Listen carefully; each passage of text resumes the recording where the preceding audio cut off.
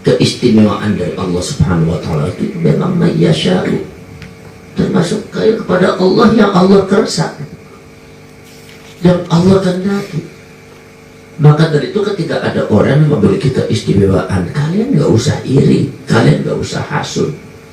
Nah di sini makanya tugas kita sebagai umat Islam itu bisa menempatkan manusia pada tempatnya yang baik, menempatkan pada manusia tempatnya yang jejak, yang mu'tadil, yang sedang.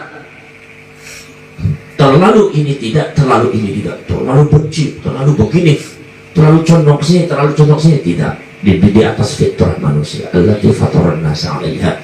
Sebagai manusia tidak boleh benci kepada tetangga saudara. Jadi sebetulnya memahami Islam sangat gampang sekali. Memahami Islam itu memahami sunnatullah. Memahami sunnatullah itu adalah memahami keridhaan Allah. Memahami keridhaan Allah itu adalah memahami kehendak Allah. Ikutlah kepada keistimewaan itu karena memang dia punya keistimewaan seperti itu dari Allah, nggak mesti harus kiai. Zamannya Tolut memimpin pasukan, di situ ada Nabi Daud yang pada akhirnya jadi nabi. Di situ ada Nabi Samuel, para nabi. Tetapi para nabi karena melihat khusus dia ini dari Allah dan Allah mengatakan Tolut jadi raja dan jadi komandan, maka para nabi itu amin semua. Ada yang bertanya, kenapa sih lo Allah kok katanya yang tidak mampu puasa itu bayar fidyah. Kalau orang yang mampu puasa bayar fidyah nggak boleh bayar fidyah. Yang tidak mampu puasa baru bayar fidyah. Nggak, orang majnun ya sama dengan orang lindur, nggak sama dengan orang lindur, dikalahkan akalnya mereka. Jadi mereka nggak sadar, kesadarannya tidak sempurna karena dikalahkan oleh cinta Allah kepada dia. Maka sungguh dia itu maju itu nggak sadar, melakukan apapun di luar kontrol akal dan logikanya, tetapi doa apapun dikabulkan oleh Allah karena Allah mencintai dia. Itu kali maju tuh.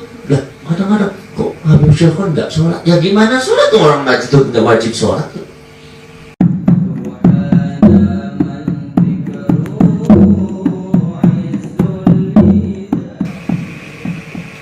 A'udzu billahi minasyaitonir rajim. Bismillahirrahmanirrahim. Falamma fasala Talut bil junud qala innallaha mubtaliikum binahar. Falamma fasala maka arikalane Isa ay kharaja tegese metu saka Talut bil junud kelawan biro-biro pasukan min Baitul Muqaddas saking Baitul Muqaddas. Wa kana lan ana sapa si waktu kok. Bahkan anak posisi waktu itu harron kang panas syadidan kang banget. Waktu labulan pada nyupri sapa si malak gue sapa wong. Waktu labulan pada nyupri pada nuntut pada ngulati sapa malak gue kuminhu saking karena saking harron itu alma ing banyu. Wala maka dawu sapa Talut innallaha tunagustawakum talikum zatkam muji ing sira kabeh ai mukhtabirukum tegasedat kang muji ing sira kabeh binaharin kelawan kali liyal haro kang supaya tampak lepok sapa al muti'u wong kang naati minkum sak sira kabeh wala asilan wong kang maksiat wong kang nentang wa wala utawi nahar iku bainal urduni ing dalam antara daerah Urdun tu Jordan wa Palestina dan Palestina. Faman maka utawi sapane wong syaribo, faman maka utawi sapane wong iku syariba nginum sapa mau min rusaking nahar ay min ma'ihi tegese saking banyu nahar. Falaisa maka orang sapa man iku minis setengah saking isun ay min atba'i tegese setengah saking pira-pira pengikut isun. Wa man lan utawi sapane wong iku lam yaqamhu ora mangan sapa siman ing nahar ayu tegese ora nyicipi sapa man ing nahar fa innahu maqasnan man kumin istasak nisun illa man anu ikhtarafa kang nyawuk sapa man ghurfatan kelawan cabukan bil fathri kelawan baca fathah ghurfatan wa bilan dhammi wa dhamminan dibaca dhamma ghurfatan biadihi kelawan tangan si wong faktafa maka ngalap cukup sapa man biha kelawan ghurfah walam yazid lan ora nambahi sapa man alaihi ing atas ghurfah fa innahu maqastunan malikum minis saking usul fasaribu maka padang minum sapa malak kaweku maka si baru Israil kaweku minum saking nah lamma wafuhu nalikane kani nuhoni sa pamalaku ing si nahar ko bikasrotin galawan akil illa qalilan ang setidak minum saking si malak faktasiru maka cendak dari cendak ya faktasiru maka nyendekakan maka nyendekakan seperti malak itu Allah khurfati ing atas calukan dia direwetakan faktasiru makanya ndak boleh maka ceroboh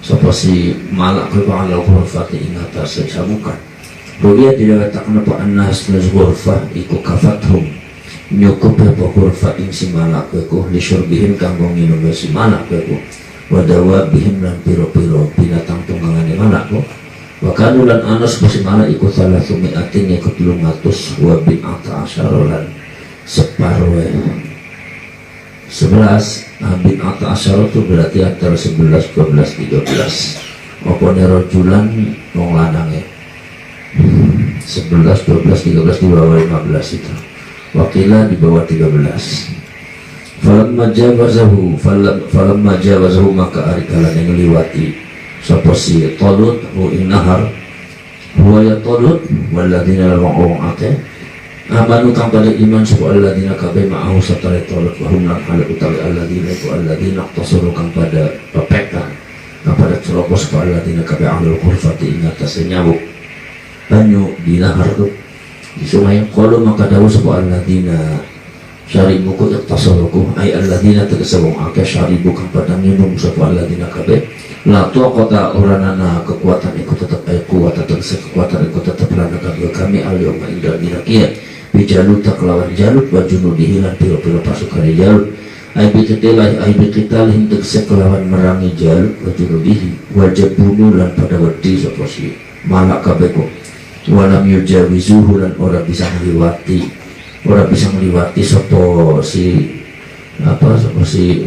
alladzina iqtasaruku hu ing sinahar wala dawu sapa alladzina wa aqiyatuna kang pada meyakinakan sapa alladzina ayyukinuna tegese meyakinakan sapa alladzina annahum isna alladzina iku mulaqullahi iku pira-pira wong kang ketemu ing Gusti Allah bil bangti kelawan dibangkitakan wa hum lan halak utawi alladzina wa jawazuhu kang padang kang liwati sapa alladzina kabeh nahar kam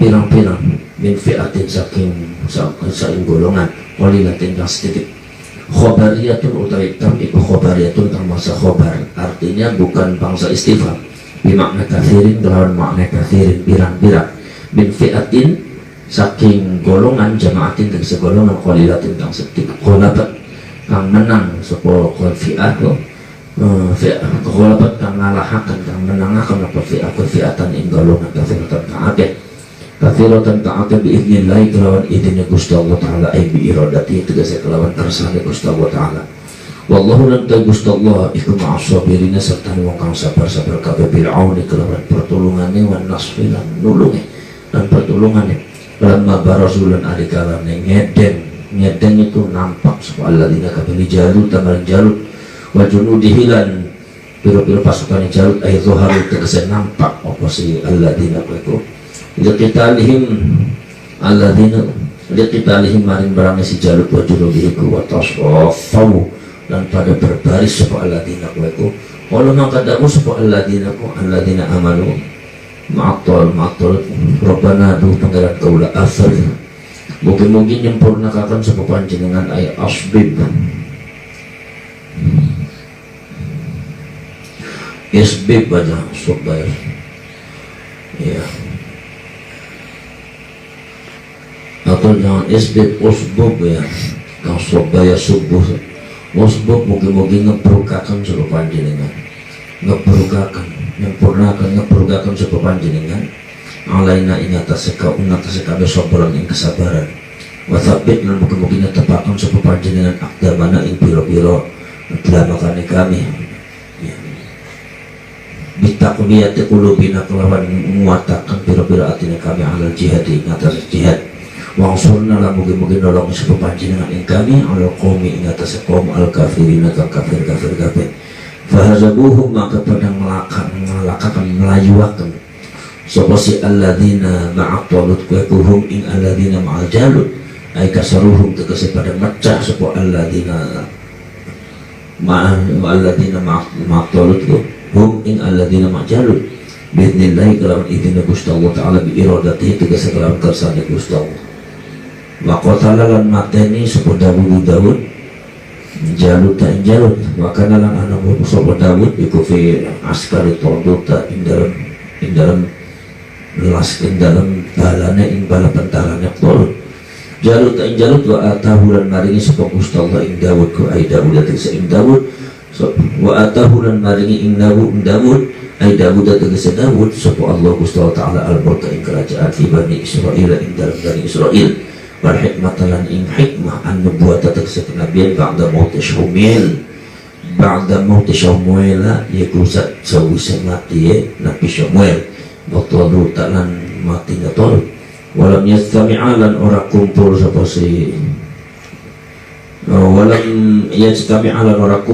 si hikmah lan al-mulku kuwi li ahadin dari wong suci qablahu saturunge Nabi Dawud wa 'allamahu lan ngajari sapa Gusti Allah ing Nabi Dawud mimma saking barang yasha'u kang kersa sapa Gusti Allah imma kasunati turu'i kaya agawe kaya nyetak pira-pira baju besi wa mantiqit tayri lan bahasane manuk walau la taf'ullahi lan lamun ora utawi nolake Gusti Allah nyegah Gusti Allah annas manusia ba'dhum ing sebagian nas badala ba'din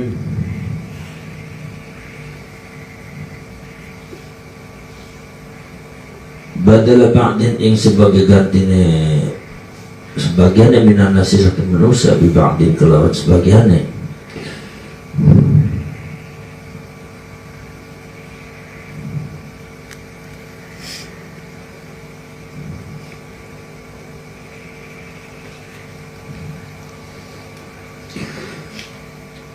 ba'dhum ing sebagiannya badalun utai ba'dhum iku badalun badal ai ba'dun tegese sebagian minan nasi saking manusia bi ba'din ke sebagiannya badalun ya bukan badal ba'din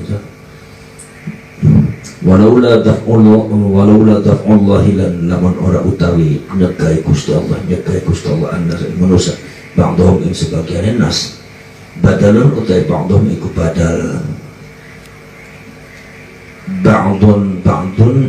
ba'dun tegese sebagiannya minan manusia jadi ba'dhum jadi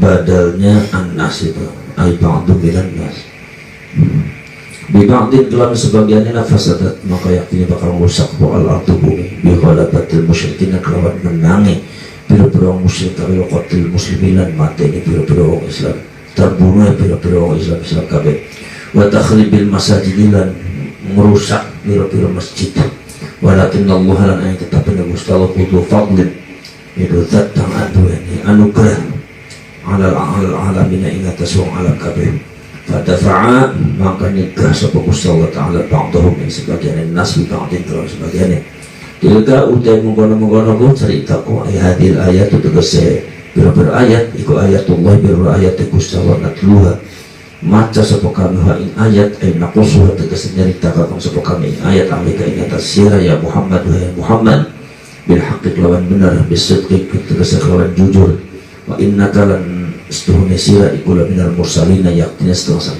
kang diutus kabeh at-ta'kid utawi nguatakan tauhid iku bi inna kelawan inna wa ghairi halannya inna at-ta'kid utawi ta'kid bi inna kelawan inna wa ghairi halannya inna ada inna adalah laminal mursalin lamnya tauhid itu berarti tauhidnya ada dua tuh ikuratun nolak wa at-ta'kid bi inna wa ghairuha at-ta'kid bi inna wa ghairiha at-ta'kid utawi ta'kid nguatakan bi inna kelawan inna wa ghairiha dan liana inna ikuratun nolak liqaulil kafir liqaulil kuffari maring ucapan pira-pira kafir kabeh lahu maring kanjeng Nabi lasta mursalan iku ucapan lasta mursalan lasta ora nang sapa panjenengan iku mursalan wong diutus tilka utai mungkon kabeh ku mubtadaun utawi tilka mubtada tilkar rusuli utai mengkono pira-pira utusanku ya. Mubtadaun utawi tilka kemudahan mutada ar-rusuli sifatun utai ar-rusul sifatun sobat wal khobaru lan khobari ku fadlna la fatfadlna tilka rusulu itu ya, bukan rusuli ya, tilka rusulu itu tilka utai mengkono kabeh ku ar-rusul yaiku pira-pira kang diutus iku fadlna ar-rusul pira-pira wong kang diutus iku fadlna wis ngonjoaken wis melebihkan ngunggulaken ngutamakan sapa kami ba'dhum ing sebagian rasul ala ba'din ing atas sebagiannya bitakhsisihi kelawan ngususaken ba'din ku bimangkibatin kelawan pangkat laisat kang ora ana apa mangkibah iku lewiri kadua liyane ba'dun minhum iku setengah saking rasul man utawi wong kalama kang nggunemi kang ngejak ngomong sapa Allah Gusti Allah taala kalama kang gunemi ingman ngejak ngomong insuman sapa Allah Gusti Allah taala ka Musa dan Musa wa rafa'a lan ngangkas sapa Gusti Allah ba'dhum ing sebagian rasul ay Muhammad dan tersebut kanjeng Nabi Muhammad sallallahu alaihi wasallam darajatin ing pira-pira derajat ala ghairihi ing atas liyane Nabi Muhammad bi umumi dakwati kelawan nyumrang bae dakwah umumé dakwah wa khatmin nubuwati lan pungkasan kenabian wa tafdili ummatihi lan ngunggulaken umat kanjeng Nabi Muhammad sallallahu alaihi wasallam ala sairil umami ing atas sekali negara umat wal mu'jizati lan pira-pira mukjizat al mutakatsirati kang akeh wal khosoisi lan pira-pira kekhususan al adidati kang akeh kang berbilang-bilang kang bilang-bilang kang akeh wa ataina lan maring sapa kami Isa ing Nabi Isa ibnu Maryam yaiku putra Siti Maryam al bayyinati pira-pira perkara kang martelaaken wa ayyadnahu lan nguwataken sapa kami hu ing Nabi Isa qawainahu tegese nguwataken sapa kami hu ing Nabi Musa bi ruhul qudus kelawan Roh Kudus Jibril yaiku malaikat Jibril ma'u satani Nabi Isa haitsu sarus sekiranya lumaku sapa Nabi Isa walau sya'a lam tarsas Allah Gusti wa taala hadiyan nasi ing atau hudan nasi ing atau hada maka atau hudan nasi ing upai penunjuk manusia jami'an halis kabehane maka tatala maka ora bakal saling perterangan supaya Allah dina wong akeh mimpang saking sawise rusul ba'da rusul tegese sawise pira-pira utusan ai umamihim tegese pira-pira umat rusul mimpang dimaja saking sawise saking sawise yang tatu muka maknya dari mamas dalian ay min ba'di maji'atil bayyinati atau maji'il bayyinati min ba'di maja'a saking sawise yen tatu Mekah min ba'di maja'athum saking sawise yen tatu Mekah wistu Mekah ing rusul apa al bayyinatu pira-pira saksi apa al bayyinatu pira-pira perkara sing mertelaaken mukjizat maksudnya likhtilafihim karena persulayaane karena perbedaane sa'alladina wa fadli li ba'dihim lan nyasarakan sebagian alladzina ba'dhum sebagian walakin ikhtalafu lan ain tetapi ini para persulayaan seperti alladzina kabego yadinku li sayyi'atin lima syi'ati dzalika karena perkara kang dikersaaken ing mengkono-mengkono si persulayaan faminhum maka iku setengah saking si alladzina man utawi wong amanah kang iman sapa man tabat tegese kang tetep sapa man ala imani ing atas man wa minhum lan iku setengah saking man utawi wong kafaro kang kafir sapa si man dan masoro kaya pira-pira nasrani ba'dal masih sawise Isa al-Masih walau sya al-Masih itu artinya adalah orang yang selalu berjalan kemana-mana berkeliling maka Nabi Isa itu sebutnya al-Masih Isa al-Masih yang berjalan terus keliling-keliling untuk nasihati wong. Maka Dajjal juga berjalan ketika Dajjal itu dihidupkan oleh Allah apa datang ke bumi ketika Dajjal itu dikeluarkan oleh Allah dari penjaranya maka dia keliling kemana-mana makanya Dajjal juga al-Masih namanya Masih Dajjal. Isa al-Masih itu artinya orang suka keliling kemana-mana.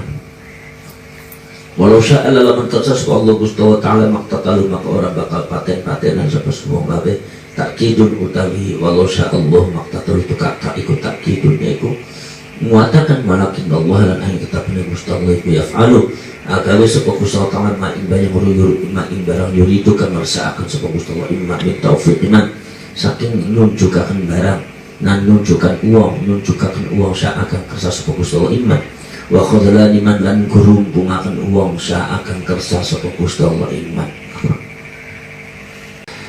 Jadi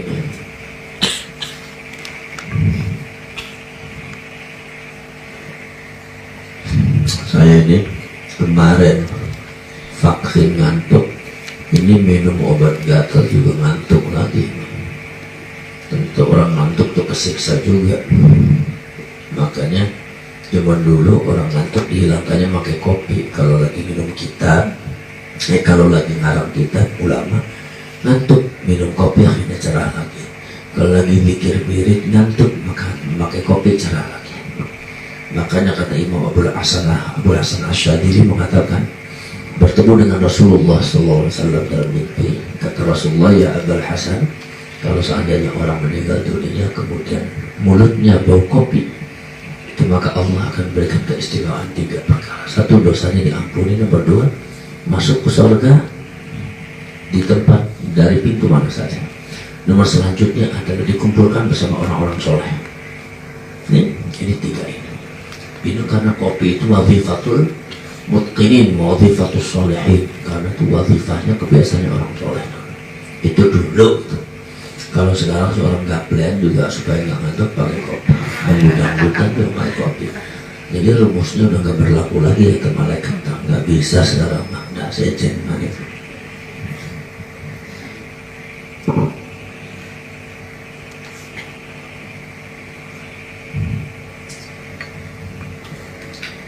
Kopi itu pengganti rokok. Ada orang saking doyannya rokok itu karena orang NU kan merokok ya. Semua orang mengharamkan merokok, orang NU malah ada yang mewajibkan merokok. Karena kalau saya tidak merokok saya nggak bisa baca kitab, matanya beleremen. Jadi harus merokok baru biar kelihatan. Banyak orang-orang yang kalau tidak bisa mutolaah kalau tanpa rokok. Kalau saya kopi, pengganti kopi itu rokok. Makanya orang NU harus merokok, kata Kiai kan di pom bensinnya kan ada pengumuman NU smoking. NU smoking, orang NU harus merokok. Padahal ya NU smoking itu kan gawe-gaweannya Kiai NU baik kan. Ya, Kiai NU pernah ditanya, Gus Dur pernah ditanya, Gus kalau merokok tuh bahaya nggak bahaya? Lo kata dokter kan bahaya bisa paru-paru, kata siapa? Dokternya salah dokter. Jadi rokok nggak bahaya. Jadi yang bahaya apa Gus? Ya koreknya bahaya itu. Ya koreknya bahaya. Yang bisa menyebabkan paru-paru tuh koreknya. Kalau nggak ada korek, emang rokoknya mau dilep oleh kalian. Jadi benar Gus Dur. Jadi yang bahaya koreknya. Kalau nggak ada koreknya nggak mungkin. Makanya dulu ada orang jin itu terjebak, kata Gus Dur itu. Jin itu terjebak di dalam botol itu. Begitu ditemukan orang sama orang di botolnya dibuka, jinnya senang sekali. Kata jin 300 tahun saya nggak bisa dikeluarkan sama kamu, maka kamu akan saya angkat jadi Tuhan saya. Sekarang Tuhan mau apa? Akan saya berikan permintaan apapun akan saya berikan. Nanti akhirnya ada 3 orang itu minta. Satu orang yang senangnya itu adalah sama perempuan. Kata dia perempuan minta perempuan cantik dengan kamarnya. Akhirnya kasih perempuan yang cantik-cantik, yang model hitam, yang model putih, yang model kuning, yang model apa, model ada semua. Akhirnya masuk ke kamar. Kemudian nomor 2 yang suka minum-minuman. Kata jin siap, minuman apapun akan, termasuk minuman anggur orang tua, minuman brandy, sampai oplosan ada tuh. Ada semua, pokoknya pengen bilang Thailand mau disorokan sok. Akhirnya ada semua masuk. Nomor selanjutnya ada satu orang senangnya rokok, saya masih rokok aja. Udah rokoknya apa pengen terus langsung gudang garam, semua ada semua. Seri dari suka teki sampai ke bawah. Akhirnya masuk semua. Begitu selama 3 tahun 2 tahun dibuka kamarnya itu yang senangnya zina dengan perempuan sudah lemes itu sudah mau mati. Kemudian yang senangnya minum-minuman juga teler nggak sadar. Cuma ini yang dikasih rokok selama 2 tubuh malah seger. Nah kenapa seger? Kata orangnya bilang, loh sampean om jin, sampean ngasih rokoknya doang, nah koreknya nggak dikasih, malah 2 tahun saya nggak merokok. Kata om jinnya pantesan gemuk kan.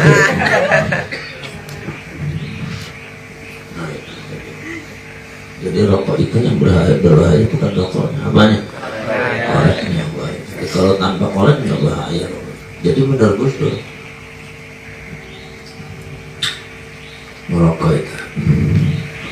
Di sini ada sekalian adalah cerita masalah Talut.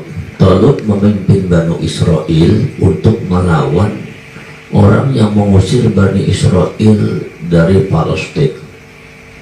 Bani Israel adanya di Palestina. Datanglah orang kaum yang sangat kuat namanya kaum Bakhti Nasr. Bakhti Nasr ini mengusir Bani Israel yang tadinya di Palestina, akhirnya terusir sampai ke Mesir. Maka kemudian Bani Israel meminta kepada Nabi Daud untuk meminta kepada Allah supaya diberikan seorang raja untuk mengalahkan Bakhti Nasr. Bakhti Nasr, wakilnya di situ Bakhti Nasr itu Jalut. Pimpinannya Jalut namanya. Ya, begitu hebatnya itu si Jalut dengan Bakhti Nasr itu. Nah dari itu sih mereka orang Bani Israel minta kepada Allah. Maka kata Nabi Daud mengatakan, Inna Allah qad ja'ala lakum Taluta malika. Allah telah menjadikan untuk kalian Talut sebagai pimpinan pasukan komandan. Mereka nggak terima. Kenapa sih Pak? Siapa itu Talut? Jadi orang Bani Israel itu sungguh minta tapi sungguh dia nolak. Gimana sih Nabi Daud? Masa si Talut? Siapa Talut kita nggak kenal? Oh si Talut ini, wah ini Talut tuh. Ternyata bukan seorang siapa-siapa, dia itu adalah tukang angon atau tukang samak. Akhirnya orang Bani Israel protes semua, bagaimana mungkin Talut bisa memimpin kami? Talut itu bukan keturunan raja, bukan keturunan Nimrod, dan tidak ada, bukan keturunan para nabi. Maka kami menolak. Akhirnya kata Nabi Daud, kalian tuh minta sendiri tapi nolak sendiri Pak. Akhirnya kata Bani Israel, apakah benar itu datang dari Tuhan kamu? Kata Bani Daud, buat apa saya berbohong? Kata Bani Israel, buktinya apa? Kata Bani Daud, buktinya nanti akan datang tabut. Itu langsung dikirimkan oleh Allah dari langit, itu malaikat membawa tabut. Tabut itu kotak yang dititipkan sejak zamannya Nabi Daud sampai Nabi Musa, itu yang isinya ada tongkatnya Nabi Musa, ada barang-barangnya para nabi. Itu tabut itu kotak itu, kata kotak wasiat langsung besar ini. Itu diturunkan tabut itu dari langit oleh malaikat, diturunkan di depan Talut. Baru itu Bani Israel percaya dan mau dipimpin oleh Talut.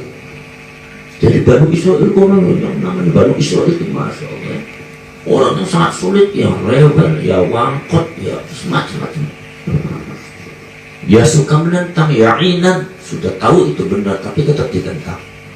Makanya begitu mau, maka Talut akhirnya kemudian membuat strategi untuk mengalahkan Bakhti Nasr atau Jalut. Maka akhirnya si Jalutnya terbunuh. Sekarang yang pelajaran yang kita petik apa? Pelajaran yang kita petik bahwasanya khususiatul ilahiyah, keistimewaan dari Allah Subhanahu wa taala itu memang mayyasha'u, termasuk kaya kepada Allah yang Allah kerasa dan Allah kehendaki. Maka dari itu ketika ada orang yang memiliki keistimewaan, kalian nggak usah iri, kalian nggak usah hasud, ikutlah kepada keistimewaan itu karena memang dia punya keistimewaan seperti itu dari Allah, nggak mesti harus kiai. Buktinya apa? Zamannya Talut memimpin pasukan, di situ ada Nabi Daud yang pada akhirnya jadi nabi. Di situ ada Nabi Samuel, para nabi. Tetapi para nabi karena melihat khususnya ini dari Allah, dan Allah mengatakan Tolut jadi raja dan jadi komandan, maka para nabi itu amin semua, silakan ya Allah.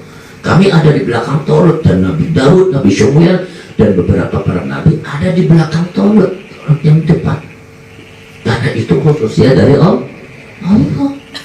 Belum tentu kalau Nabi Daud yang memimpin itu adalah bisa menang, atau Nabi Symuel bisa menang. Kenapa? Karena bukan pilihan Allah. Di dalam hal ini yang dipilih oleh Allah Tolut. Ya udah, walau dolin ya amin.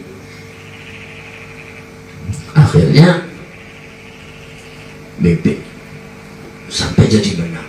Kalau itu memang pilihan Allah, itu pasti menang. Jadi kalian semua jangan suka dengki kepada khususiyah yang diberikan oleh Allah kepada orang lain. Kalian semua tidak boleh rasa iri kepada khususiyah yang Allah berikan kepada orang lain. Ada orang lain tidak pernah mondok, tidak pernah apa, tapi dia punya khususiyah, bisa terkenal, bisa ceramah kemana-mana. Ya udah, kita amini aja, itu dari Allah, Pak. Sementara kita ngaji, kita maju di pesantren sampai 15 tahun, buat channel YouTube, enggak, laris-laris yang nonton cuma 2 orang, 3 orang. Ya itu karena nasibnya kalian seperti itu. Ya udah begitu. Kok ini terkenal? Ini nggak usah kalian jelek-jelekkan. Ya. Kalau kalian lihat channel-channel YouTube itu orang-orang yang khususnya belum bisa, tapi betul-betul digandrungi itu kan seolah-olah dia itu ada orang pintar alim. Sementara kita yang bodoh kedesaran bergerak mas apa di madrasah, di pesantren ternyata gitu. Untuk buat itu seperti itu tidak disebutkan oleh Allah. Itu kalau semua kita kembali kepada tasawuf, spiritualitas ilmu itu dari Allah yang kita terima aja. Dan kalau Allah yang memilih mesti nggak salah, mesti ada manfaatnya. Lepas dari itu salah atau tidak, ya, kalau salah ya perlu dibenahi, kalau nggak salah ya perlu ditiru oleh itu. Tapi itu khususnya dari Allah Subhanahu wa Ta'ala. Khususnya. Jadi kalau khususnya dari Allah Subhanahu wa Ta'ala, nggak usah kalian iri. Ada orang semua punya keistimewaan, masya Allah. Orang kok baru buat ini aja kok masya Allah, kok banyak duitnya, banyak kaya miliaran. Sementara kita ini ya Allah, buat pesantren, buat madrasah, buat apa kedesaran, untuk beli gendang sulit apa sulit, tapi kalau Allah memudahkan kepada orang lain. Nah itu dari Allah. Tinggal kalian tuh kan bilang raditu billahi rabba. Kita ridho terhadap Allah sebagai pangeran, tinggal kita ridho, tidak ya. Kalau Allah mudah, makanya radhiyallahu anhum wa radu'an. Allah lebih mudah meridhoi kalian daripada kalian ridho tidak kepada Allah. Manusia itu kepada Allah sangat sulit. Di lisan kalian bisa ridho, tapi praktek kehidupan ketika Allah beli, dicoba dengan satu cobaan-cobaan, kalian mengeluh, kalian bilang sabar, nyatanya hatinya nggak sabar, kalian bilang pasrah, tapi nyatanya hatinya nggak pasrah. Nah ini sangat sulit. Ini hati-hati sekalian. Maka dari itu di sini khususnya yang diberikan oleh Allah Subhanahu wa Ta'ala ini adalah diberikan tidak mesti kepada orang yang besar, tidak mesti kepada orang yang istimewa, tidak mesti pada orang yang pintar dan alim. Kadang-kadang khususnya itu Allah berikan kepada orang biasa. Ya kita harus mengaku itu ahli strategi, ahli apa itu itu. Kemudian adik-adik sekalian, nomor selanjutnya, ketika dalam sebuah perjuangan pasti Allah itu memberikan cobaan. Cobaannya sedikit aja. Di tengah-tengah perjalanan kata Allah, kata Tauhid mengatakan bahwa innallaha mubtaliikum binahar. Ketika masuk di Palestina, subhanallah, panasnya luar biasa sampai sekian derajat. Orang semua kehausan. Kata Allah, Allah akan menguji kalian semua dengan sungai. Akan ada sungai. Kata Tauhid, jangan kalian minum kecuali sedikit aja. Sebab apa? Kalau kalian minum sedikit aja itu cukup untuk kalian dan cukup untuk binatang tunggangan kalian. Nggak akan ngorong, nggak akan hausan. Begitu datang masuk ke sungai, ternyata sebagian besar mereka minum semua. Minumnya bukan sekali 2 kali, tapi kebanyakan. Akhirnya efeknya ngantuk, lemes, nggak ada tenaga. Kecuali hanya sedikit saja, illa qalilan minhum, sedikit aja, satu cangkuk sedikit, udah hilang hausnya, dan satu cangkuk lagi untuk apa? Untuk binatang tunggangannya. Udah setelah itu selesai, dia gagah berani, dia kuat. yang terlalu banyak makan, yang muktasirin, orang-orang yang ceroboh, itu akhirnya dia ngantuk, gak karu-karuan badannya lemes. Akhirnya bilang, la taqatal yauma li Jalut wa li Jalut junud. Aduh ya Allah, Tolut, mohon maaf Tolut, kalau bisa perangnya jangan sekarang. Kenapa? Kita ini nggak ada tenaga, ini kita lemes sekali, nggak ada tokoh, nggak ada kekuatan, nggak ada kekuatan sama sekali, nggak ada kekuatan. Nah ini akhirnya apa? Akhirnya mereka tidak ikut perang. Karena akhirnya kemudian ditenggelamkan oleh Allah Subhanahu wa Ta'ala. Nah, akhirnya dia meninggal karena diserang oleh Tolut, dan akhirnya nggak selamat di dekat sama itu. Yang tersisa adalah pasukan Tolut yang sedikit. Kemudian yang lainnya mengatakan, bagaimana ini kita tinggal sedikit melawan Jalut yang begitu banyak. Kemudian orang-orang mengatakan, maka min fi'atin qalilatin ghalabat fi'atan katsiratan bi'idznillah. Banyak pasukan yang jumlahnya sedikit tapi bisa mengalahkan pasukan yang jumlahnya besar banyak dengan izin Allah. Karena kemenangan itu datang dari Allah. Langsung perang jihad fisabilillah dengan Tolut, strategi Tolut luar biasa, di belakangnya para nabi. Alhamdulillah akhirnya membuahkan kemenangan. Inilah perjuangan itu adalah ahli strateginya ada di belakangnya Nabi Daud dan Nabi Samuel yang siap memberikan nasihat kepada Tolut. Dan kita semua bagian Nabi Daud, walaupun Nabi Samuel juga nurut kepada Tolut. Inilah kendaraan, di antaranya kendaraan Nahdlatul Ulama di level itu. Yang jadi Tolut ya tanfid itu kan, tanfid ya. Dan yang jadi Nabi Daud dan Nabi Samuel itu ya itu Suriah. Ya tidak para ulama, para kiai itu. Ya ini kedua-duanya itu bisa mendukung sebuah perjuangan mengantarkan pada kemenangan. Sampai mengatakan la taqatal yauma, la taqata, tidak ada kemampuan. Kemampuan tokoh pun tidak ada. Tokoh itu kemampuan yang maksimal, kemampuan yang limit sekali, tidak ada. Tokoh itu kemampuan limit. Kalau kemampuan yang besar itu namanya istita'ah. Jadi kalau di dalam Al-Quran ada lagi seumpama, man istata'a ilaihi walillahi 'alan nasi hajjul baiti man istata'a ilaihi sabila.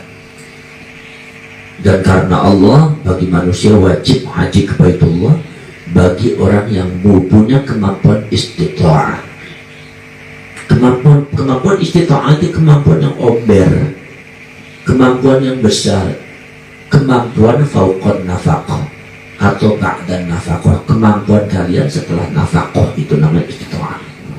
Jadi ketika kalian punya uang, sudah mampu memberikan nafaqah pada istri, kepada anaknya selama 40 hari untuk haji, maka kalian wajib haji. Paham tidak? Ini kemampuan besar. Lain lagi kemampuan itaqah.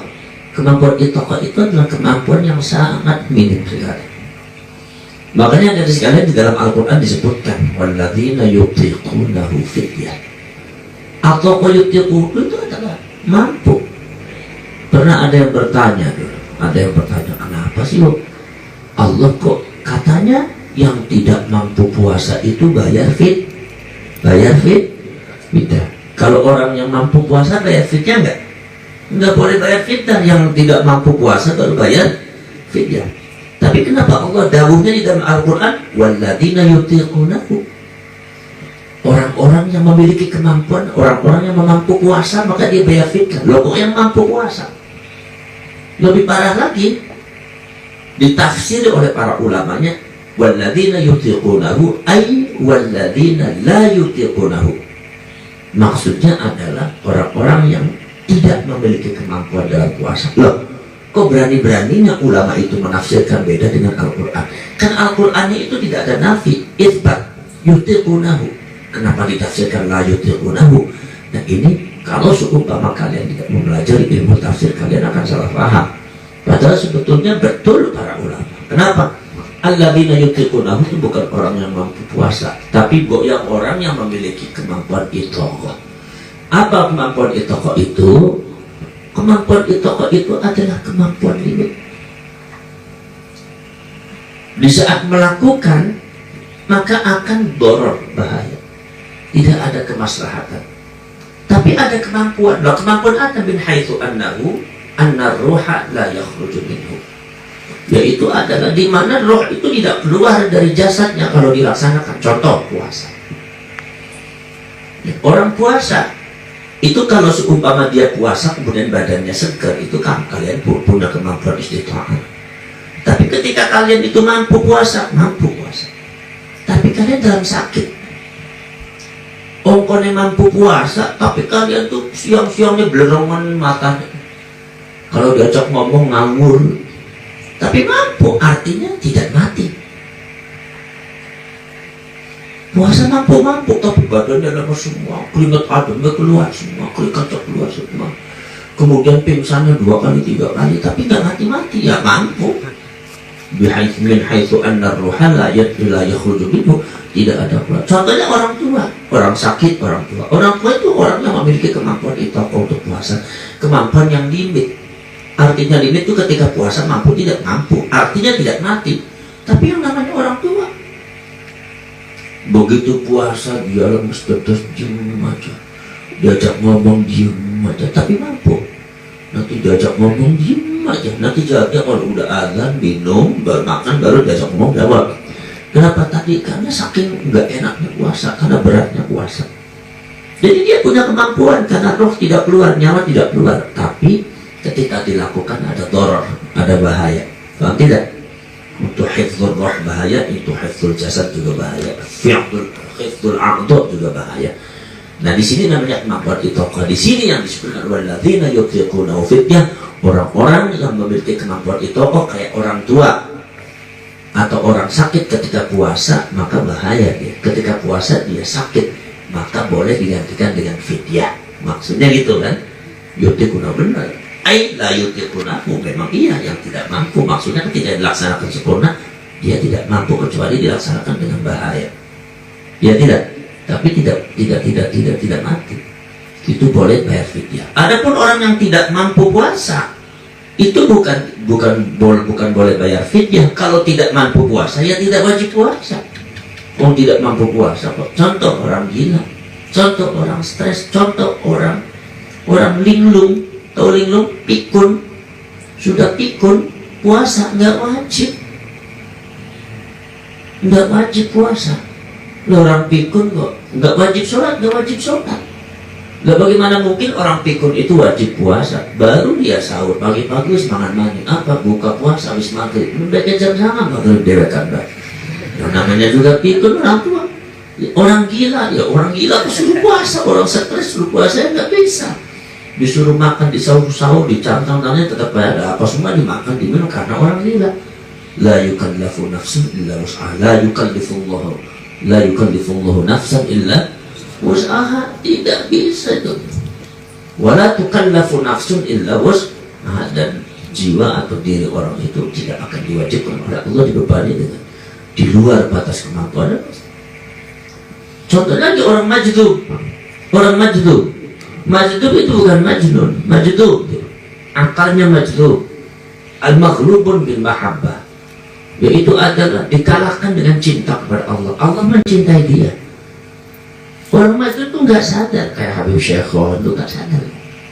Nggak, orang majdub ya sama dengan orang lindur, nggak sama dengan orang lindur, dikalahkan akalnya mereka. Jadi mereka nggak sadar, kesadarannya tidak sempurna karena dikalahkan oleh cinta Allah kepada dia.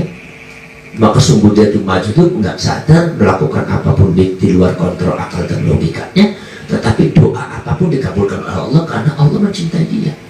Itu wali majdub. Lah, kadang-kadang kok Habib Syekhon nggak sholat? Ya gimana sholat tuh, orang majdub nggak wajib sholat tuh? Ya tidak. Dia tidak wajib sholat tuh orang-orang majdub itu. Kenapa lah? Bagaimana mungkin sholat orang majdub? Akalnya itu sudah tertutup, sama dengan orang lindur, sama dengan orang tidur, orang ngigau itu ditutupi akalnya. Cuma beda, kalau majdub beda, maghlubun bil mahabbah itu Allah mencintai dia sehingga ditutup itu akalnya, bukan ditutup kan, dikalahkan oleh cinta kepada Allah, sungguh dia itu tidak sadar, tapi dia selalu mengeluarkan hikmah, dia selalu mengeluarkan kata-kata yang bagus, dia selalu menuntun manusia, dan sikap tingkah lakunya penuh dengan makna-makna yang kadang-kadang terkandung di dalamnya yang manusia nggak ngerti. Jadi begitu dijabarkan baru dia ngerti. Lalu kemudian ketika berdoa, wah dikabulkan oleh Allah Subhanahu Wa Taala. Orang majdzub ini adalah makhlukun bil mahabbah, akalnya sudah dikalahkan oleh cinta Allah kepada dia, maka tidak wajib sholat. Jadi jangan dituntut sholat. Habib Syekh pun nggak sholat, ya orang majdzub kok. Orang bilang kamu sholat nggak sholat berarti kafir, sembarangan aja kafir. Mana mungkin Allah mencintai orang kafir? Ya tidak, nggak mungkin. Itu wali Allah. Orang semacam Habib Syekh atau yang lainnya lah.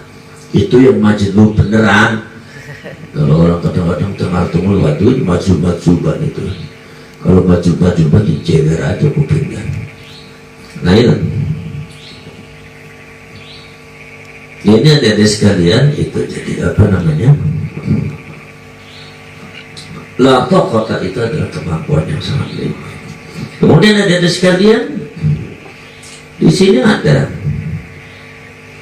Allah Subhanahu Wa Taala mengatakan ketika Jalut sudah dikalahkan oleh Talut dan Nabi Syau'il dan Nabi Daud, kemudian Talutnya meninggal, kemudian tidak lama kemudian setelah kemerdekaan Palestina dari Bakti Nasr atau Jalut, udah aman, Talut meninggal, Nabi Syau'il meninggal, maka Nabi Daud diangkat oleh Allah jadi Nabi dan diangkat oleh masyarakat jadi Raja. Maka disebutnya Raja Daud yang akan menurunkan tahtanya yaitu kepada Nabi Sulaiman bin Daud. Nah ini kemudian Allah mengatakan walaula daf'ullahin nasa ba'dahum bi ba'din la fasadatil ardh. Kalau supaya Allah tidak mencegah, mengatur manusia satu dengan yang lainnya, maka akan rusak. Bumi itu akan rusak. Mencegah apa sih? Mencegah apa? Mencegah keteraturan daripada sunnatullah. Mencegah keteraturan daripada yang telah Allah berikan. Bahwasanya satu adalah bahwasanya orang mengalahkan Bakti Nasr, Banu Israel mengalahkan Bakti Nasr itu harus apa? Harus melalui Talut. Dan ketika melalui Talut, ya, maka Banu Israel harus turun. Ketika protes itu sudah tidak benar. Makanya supaya mereka jangan protes, maka Allah menurunkan tabut sebagai bukti bahwasanya Talut itu betul-betul memegang amanat dari Allah Subhanahu Wa Taala untuk mengalahkan Jalut. Paham tidak? Maka kan itu dibuktikan itu, dan Banu Israelnya melihat ada malaikat turun membawa tabut, membawa kotaknya para nabi, yaitu adalah untuk dikasihkan kepada Talut. Akhirnya diam, Banu Israel diam dan Banu Israel nurut. Nah di sini, sebab kalau tidak diberi itu kan, maka mereka akan protes terus. Nah, ketika protes terus, berarti ini Allah tidak yadfa'un nas, tidak menolak kekerasan mereka, tidak mencegah, mengantisipasi. Karena ini Bakti Nasr, ini Jalut, ini sangat luar biasa jahat, harus dikalahkan oleh Banu Israel. Tapi Banu Israelnya itu jangan sampai ketika Allah memberikan mandat kepada Talut, mereka protes. Sudahlah Jalutnya adalah menyerang Palestina, begitu orang Banu Israel yaitu keluar dari Palestina ada di Mesir, kemudian ketika Allah menurunkan Talut dari pasukan untuk mengalahkan Jalut, kemudian Banu Israelnya protes. Ini akhirnya terjadi apa? Terjadi sering bentur-benturannya. Jadi orang kafirnya apa sih, Jalutnya mengusir Palestina, apa mengusir orang Banu Israel. Banu Israelnya tidak mau menerima Talut. Tapi ini Allah cegah semuanya. Di antara yang pertama kali Allah cegah, Allah bicara kepada Nabi Daud ketika Nabi Daud minta kepada Allah diturunkan untuk raja untuk Bani Israel, komandan perang untuk Bani Israel untuk mengalahkan Jalut, maka Allah menurunkan innallaha qad ja'ala lakum Taluta malika.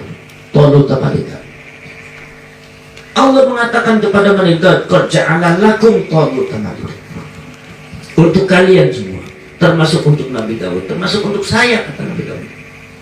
Maka di sini Nabi Daud tahu bahwa ini terkhususnya dari Allah. Maka Nabi Daud pun yadfa' nafsahu, menahan dirinya untuk tidak memunculkan saya adalah Daud, saya itu adalah orang yang hebat. Nabi Samuel, saya ini adalah Nabi Rasul lebih dekat dengan Allah, kemata Tolut, tidak. Tapi semua dicegah oleh Allah dengan satu pengertian hikmah kenabian. Cuma yang namanya Nabi mestilah langsung paham. Cuma kalau Bani Israel itu bukan Nabi, jadi pengertiannya kan pendek. Jadi faktornya, jadi analisanya analisa politik, bukan analisa spiritual. Kalau Nabi Samuel dan Nabi Daud itu analisa spiritual, ketuhanan, tasawuf. Ini Allah yang milik, kita amin aja. Permasalahannya kalau Bani Israel akhirnya analisa politik, dilihat bagaimana Tolut yang tidak ada pengalaman untuk strategi perang. Dan Tolut bukan keturunan kita, bukan keturunan Nabi, bukan keturunan raja, dan tidak punya memiliki kemampuan finansial. Mana mungkin. Ini kalau semua dibiarkan oleh Allah Subhanahu wa Ta'ala, ini akan rusak semua. Ketika rusak, maka Tolutnya tidak diterima. Ketika Tolutnya tidak diterima oleh mereka, maka Tolut tidak akan jadi memimpin perang untuk melawan Jalut. Akhirnya Jalutnya berkuasa, rusak semuanya. Banu Israelnya kehidupannya rusak, tidak mau menerima Tolut, rusak, kacau, dan akhirnya kemudian Palestina dipimpin oleh Jalut, rusak lagi. Maka dicegah oleh Allah Subhanahu wa Ta'ala. Satu adalah daf'ur Rasul wa daf'un Nabi Sulaiman atau Nabi Samuel dan Nabi Daud untuk memajukan dirinya, yaitu takdimu nafsi, yaitu mengajukan dirinya untuk memimpin selain Tolut, bahwa Tolut itu dicegah oleh Allah. Jangan begitu, ada awal Samuel, jangan begitu, biar kamu Nabi dan Rasul tapi saya milih Tolut, saya dicegah oleh Allah. Siap ya Allah, siap. Begitu juga Banu Israel. Banu Israel cara mencegahnya bagaimana? Ketika Banu Israel itu tidak cocok terhadap keputusan Allah tentang Tolut, Allah menurunkan tabut, langsung diperlihatkan, malaikatnya kelihatan, sehingga Banu Israel tidak mampu lagi menolak. Kenapa? Ini cara daf'ullah. Faham tidak? Nah ketika itu akhirnya kepemimpinan Tolut mulus, diterima oleh Banu Israel, diterima oleh Nabi Samuel dan Nabi Daud. Maka terjadi akhirnya bersatu untuk melawan Jalut, maka Jalutnya dikalahkan. Ini akhirnya jadi islah. Faham tidak? Ini yang disebut dengan laula daf'ullahi ba'dahum bi ba'din la fasadatil ard, fasadat maka rusak. Nah ini, maka dari itu yang namanya fasadat rusak itu ada yang tanya, loh kok bisa rusak buminya? Kok buminya bisa rusak? Dengan adanya Tolut dengan Jalut, kok dengan adanya Jalut seperti itu dan Banu Israel seperti itu, kok buminya rusak? Rusak ini dalam arti apa? Padahal kalau dilihat kan buminya nggak rusak, ya tidak. Nah di sini ada sekalian, maka definisi dari al-fasad itu apa sih? Al-fasad itu adalah khuruj syai'i 'anil i'tidal. Qalilan kana al-khuruju anhu aw kathiran wa yudadduhu as-salah. Yang namanya fasad itu adalah khuruj syai'i 'anil i'tidal, keluarnya sesuatu dari jejak, keluarnya sesuatu dari stabil, keluarnya sesuatu dari i'tidal, kejejegan apa jejak itu, keluarnya sesuatu dari ketenangan, keluarnya sesuatu dari apa, hal yang keluar dari i'tidal. I'tidal ada di tengah-tengah, yang anteng. Jadi fasad ini adalah ketika ada sesuatu yang merusak ketenangan, itu fasad. Ketika ada sesuatu yang merusak sesuatu yang baik, itu fasad. Maka dari itu yang melawan fasad itu apa? Adalah sholah. Sholah itu kepatutan, pantasnya, kepantutan, kebiasaan yang patut, yang baik dirusak. Seharusnya kalian itu menghormati ulama, ada informasi dirusak sehingga kalian benci kepada para ulama, benci kepada para kiai. Nah, pekerjaan itu namanya ifsad, rusak. Sebab apa? Karena melawan kepatutan. Namanya ifsad.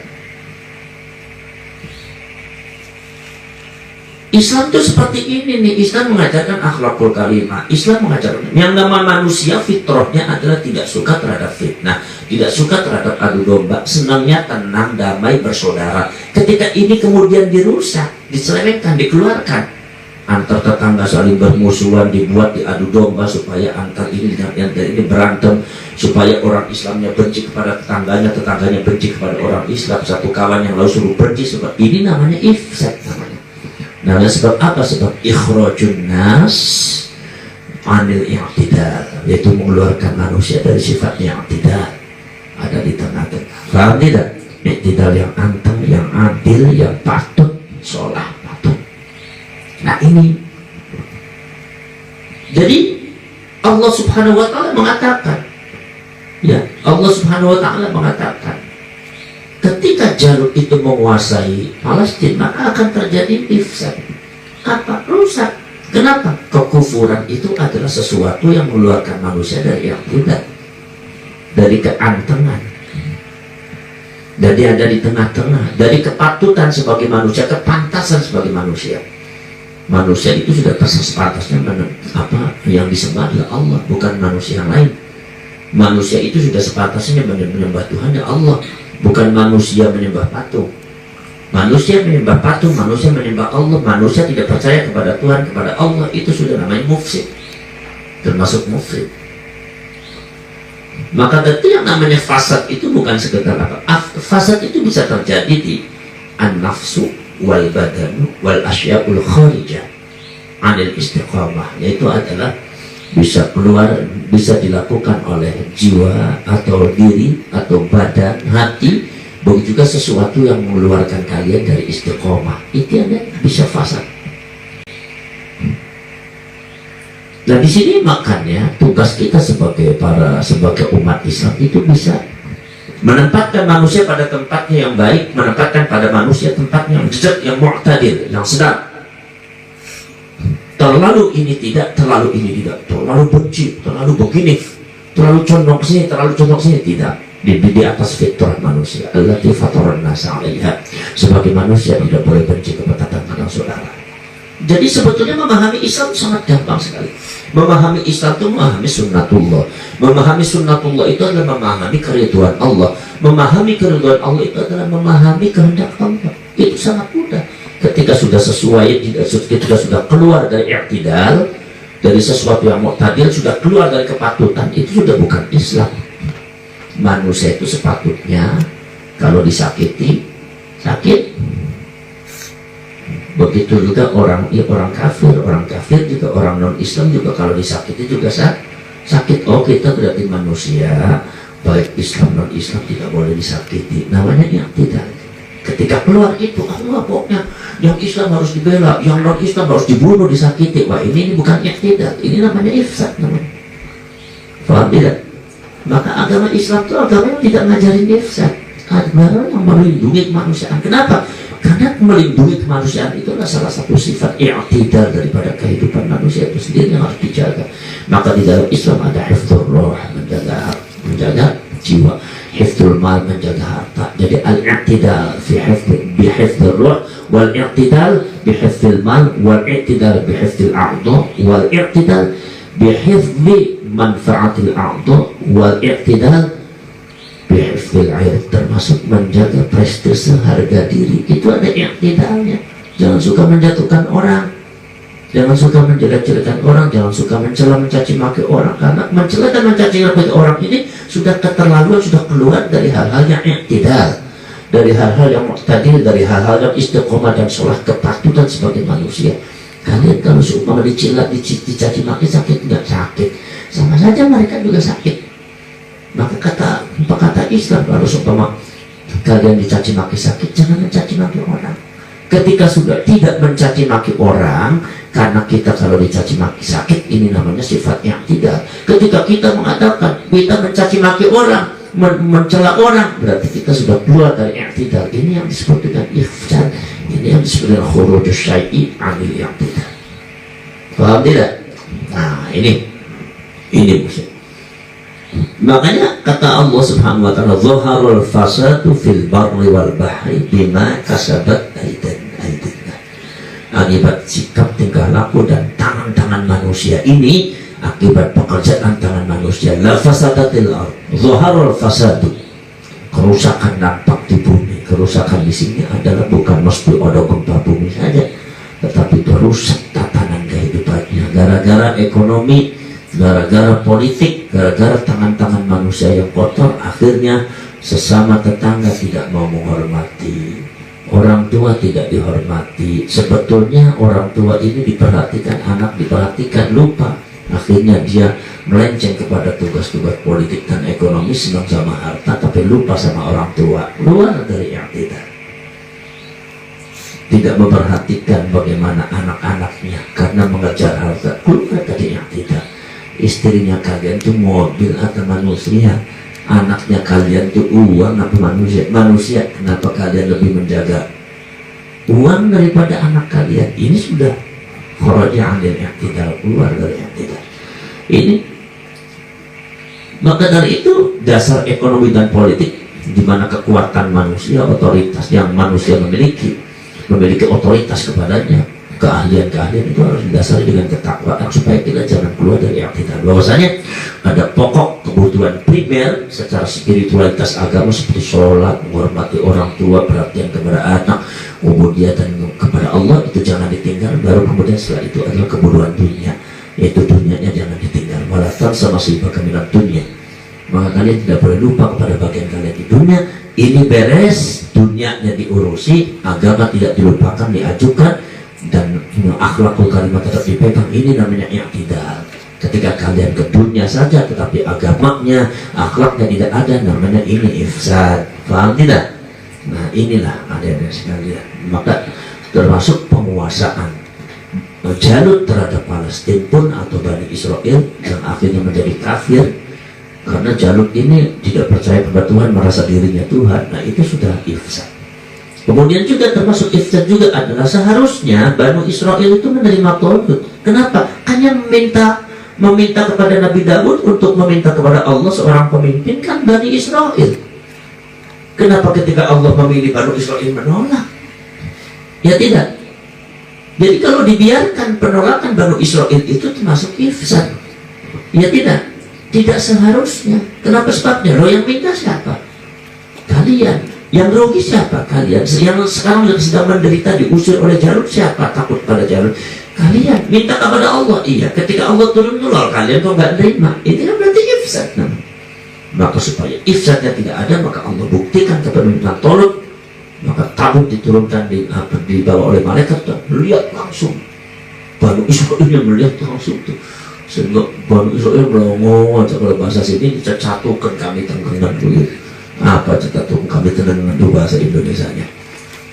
Nah ini baru anteng, maksudnya untuk mendapatkan yang tidak supaya jangan ifsad. Faham tidak? Maka disinilah akan terjadi seperti itu. Wallahu a'lam bishawab. Al-Fatihah.